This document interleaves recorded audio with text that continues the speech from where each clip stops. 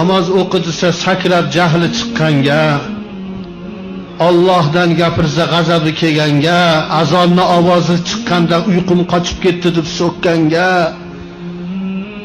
amri ma'ruf qilgan joyda g'ash kelib o'tirganga, umuman Allohni tan olmagan, na savob na gunohni farqiga bormagan, na halol na haromni ajratmagan, qabih, ig'vogar, hasadchi, razil, qalbida iymon e'tiqodi yo'q, qo'pol, berahmga ikkita farishta juda ham dahshatli bo'lib ko'rinar ekanki, sen bizni bezor qilganding.